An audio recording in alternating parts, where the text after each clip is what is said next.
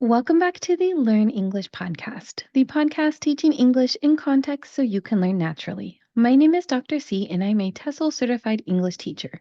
I teach English online to students who are learning it as a second language. I created this podcast with the goal of it becoming a resource for you to help you with your fluency, vocabulary, and knowledge of American culture. On today's episode, I would like to focus on the vocabulary aspect because I want to talk about the different words and phrases that are used when talking about illness.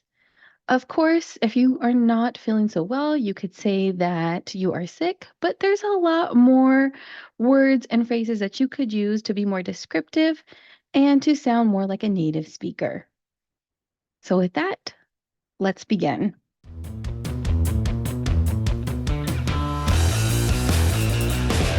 Since we are discussing illness and feeling sick, I want to talk about the general basic things that people say when they are feeling unwell.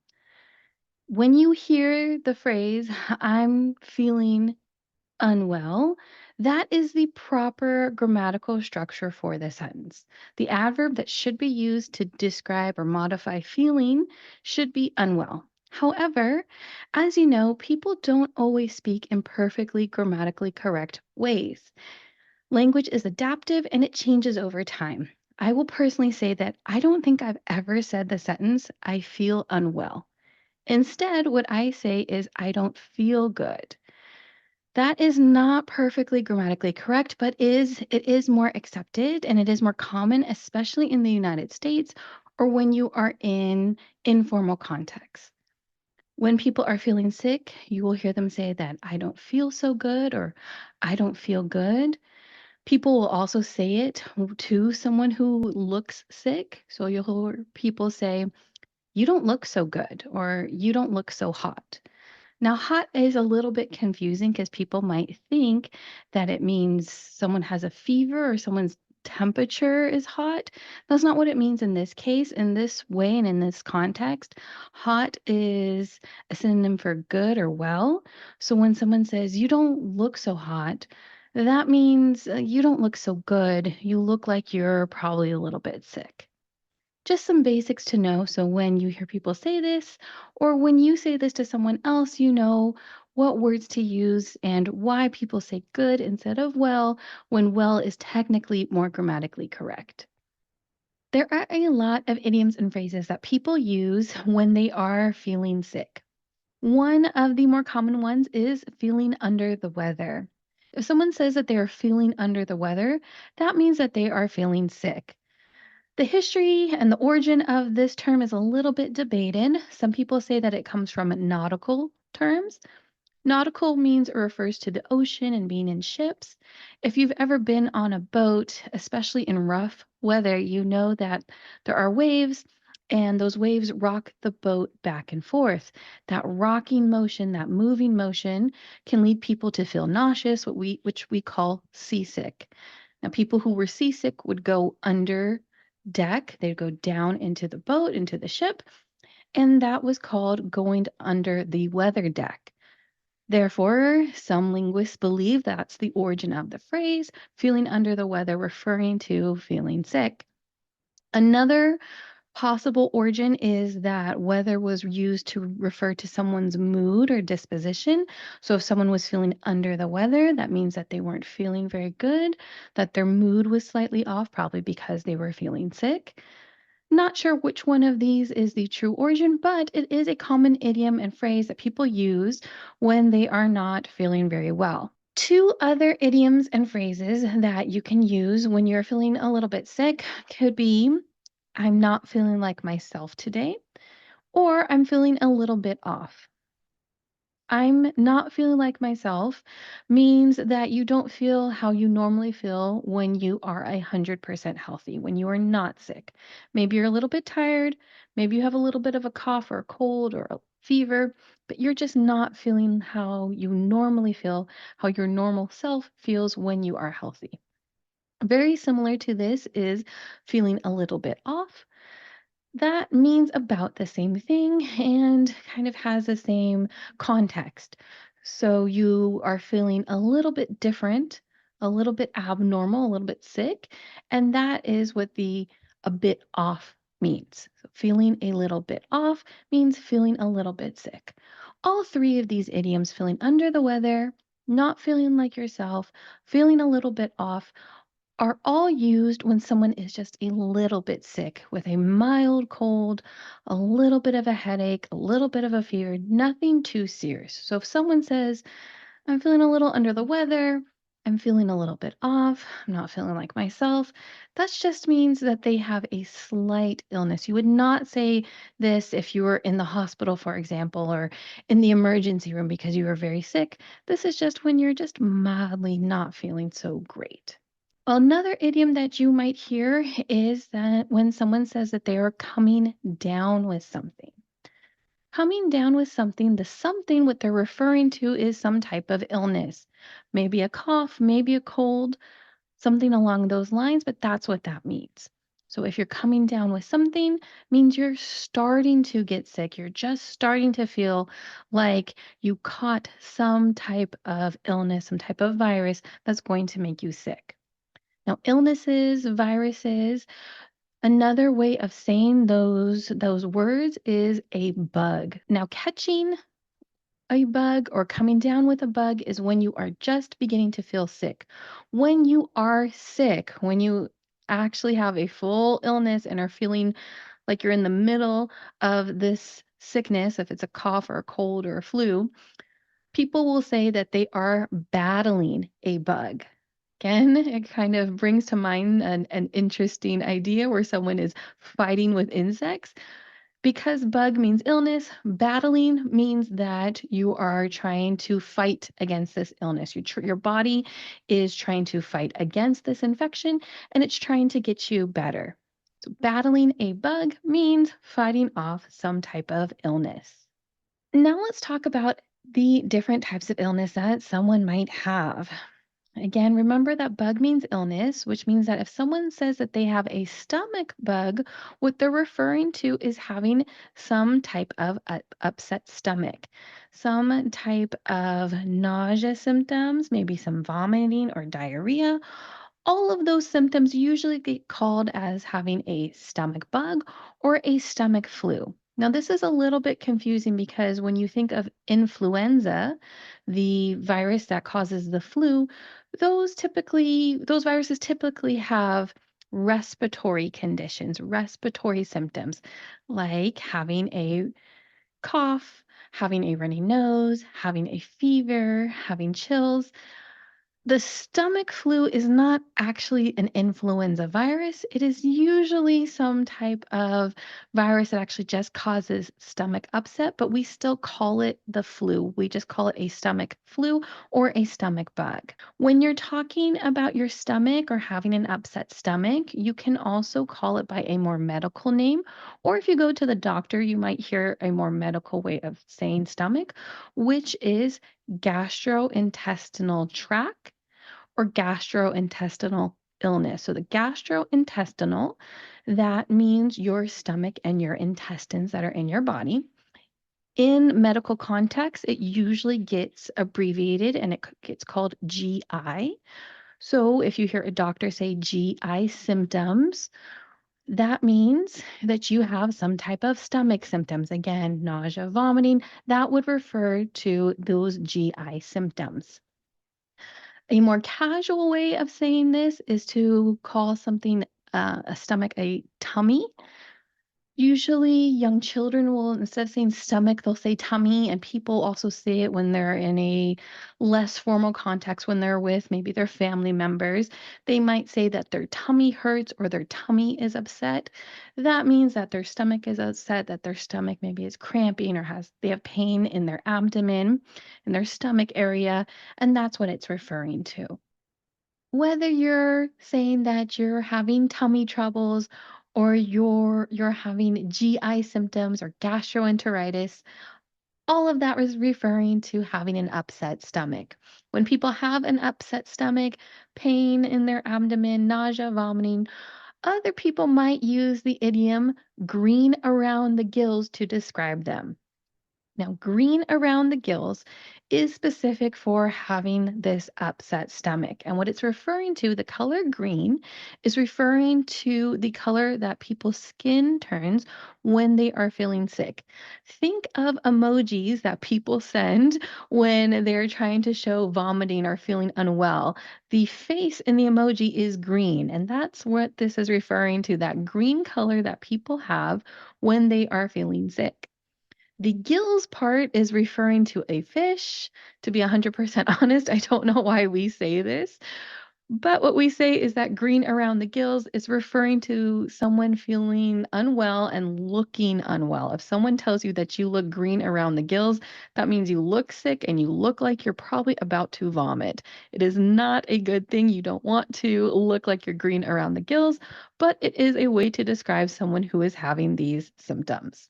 Next up, we are going to discuss the symptoms that people have when they have a more traditional cold or flu. These symptoms we usually say are above the neck. So think of your neck and above, which would be your neck and your head. This could be that you have congestion. Congestion means that you feel like you can't breathe. It might feel like the sinuses are inflamed or full of fluid or some type of mucus. Your nose might feel like it's full of mucus and you just feel like you cannot breathe very well. That would be that you are congested. You can also have a cough, which means you're coughing a lot. You can also have feelings like your ears are clogged, and again, relating to that overall congestion feeling. And you can also have a fever or chills. Fever means that, of course, you're feeling very hot, you have a high temperature. Chills is when your body has the reaction to fight against the illness, and then all of a sudden you feel very cold and your skin gets very goosebumpy, which means that it has little tiny bumps along it because you're feeling very cold. You might also start shaking because you feel like you're freezing, and your hands might get very cold. That is having the chills.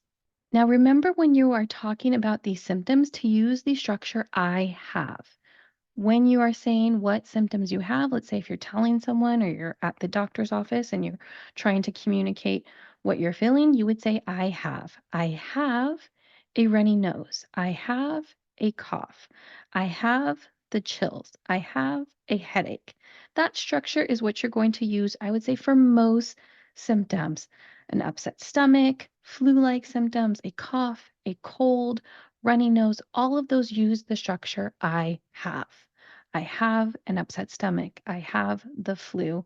I have a cold. I have a cough. I'm not sure why the flu is what we use when we're talking about the flu. Maybe because we're being very specific and talking about an influenza virus. With a upset stomach or with a cold, there's a number of different viruses that can cause those symptoms, but influenza is what we call the flu.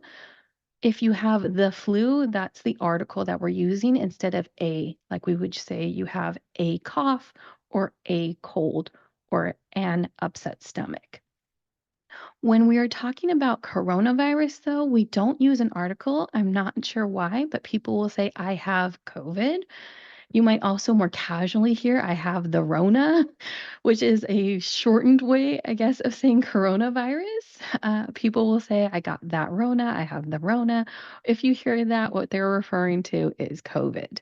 Now, there are some symptoms that do not use this I have format. Again, most of them do. Most of the symptoms that you will discuss will be I have, I have. However, there are a few that aren't. Some of them use I am and then the symptom. I am nauseous. I am tired. I am fatigued. Use this I am structure. Tired and fatigued mean the same thing. More common way, I guess, would be tired, a little bit less sophisticated way. If you go to the doctor or if you're using a more advanced word for it, you would hear fatigued. Again, fatigued just means tired. It's a fancier, more sophisticated way of saying tired.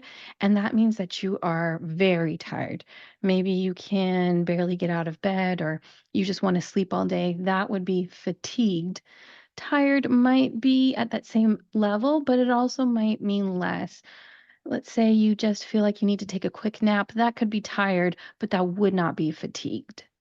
To end this episode, I want to give you some idioms that people use to describe these symptoms when they're talking about cough, cold, or flu symptoms. The first one is my nose is running like a faucet. A faucet is what water comes out of. Think of your kitchen sink, the faucet, or in your restroom, in your bathroom. Those are all faucets. When you have a runny nose means that there is just constant mucus. You constantly need to use tissue or blow your nose. That is a runny nose. So, to be a little bit more comical with it, to describe that your nose is constantly needing to use tissue and you constantly need to blow your nose, you can say, my nose is running like a faucet. It's like water is just constantly coming out of your nose. Our next idiom has two different ways that you can say it. You can either say that you are coughing up a lung or hacking up a lung. What this is referring to is when you have a constant cough and you are just coughing so much. It might actually start hurting, your chest might hurt or your throat might hurt because of how much you're coughing. When you have this situation, people say that they are coughing up a lung or hacking up a lung. Again, not literal, but what it's referring to is the feeling like your lungs are about to come out because you are just coughing so much. Coughing, again, a straightforward thing referring to this symptom, referring to this action, what your body is doing is when it is coughing. Hacking is usually when you have a little bit more of a wet cough, we would say, a little bit more mucus, a little bit more phlegm in your throat or in your chest, and you're coughing it up. When people say that they have a hacking cough, that's what it's referring to, more of a wet cough, not a dry cough. And that's what this use of the idiom is, hacking up a lung, referring to having that wet cough and coughing a lot, feeling like your lungs are about to come out of your body because you're coughing so much. You might also hear the idiom coughing your head off. Still referring to this, you're just coughing so much that it feels like your head's about to explode. Maybe you're coughing so much that it's actually causing you to have a headache, and that's when you would use this idiom that you're coughing your head off. You just cannot stop coughing no matter what you do. Another idiom that people might say is that they're feeling a bit run down. A bit run down is when you feel tired and you just feel like you can't do as much as you normally would because you are sick. Rundown is usually what we use to describe something that's a little bit used, a little bit beat up. For example, if you have a building that needs to be painted and maybe needs some maintenance because things are starting to break, that would be a run down building. When you use this idiom, I'm feeling run down, that's what you're meaning. You're meaning that you just don't feel like yourself. You don't feel like you can do as much as you need to do, and you feel like you need some maintenance on your body in a way because you're feeling sick. You just feel like you're falling apart and it's not going so well because of that illness. You might also hear people say that their brain is foggy. So my brain is foggy, or my brain is fried. What this is referring to is when you're sick and you feel like you can't think as well as you normally do. We would say you can't think straight. That means that you just feel like your brain isn't functioning as it normally would when you are not sick. It's having this fog, it's having this sensation that you're a little bit confused, you're a little bit slow with your thoughts. And that's when people would say, my brain is fried. I just cannot think anymore. If you think of a computer, when a computer is fried, that means it stops working. It kind of it's exploding and it's not working anymore. And that's what they're referring to when they're talking about their brain. The brain is fried. My brain is fried just means you cannot think. Your brain is just not functioning as you would want it to. And our last idiom is the most extreme, and that would be you look like death warmed over. Now, this is supposed to be kind of a joke when you say it to someone. You would not say this to someone who is actually going through a very serious illness or dying. If someone was in that state, this would be a very rude thing to say, and you would not want to say this. When you'd use this is when someone looks very sick, but you don't think it's very serious. Maybe they have a flu and they'll get better in a few days. Then you could kind of joke around with them and say this. If someone says that you look like death warmed over, what they mean is that you look terrible. You look horrible. You look like death. If you think of what someone who is dying looks like, not a very pretty picture, not something that you would want to look like normally. The warmed over part, to be honest, I'm not sure where that comes from, but what that means is that you're still warm, your body's still warm, even though you look really terrible.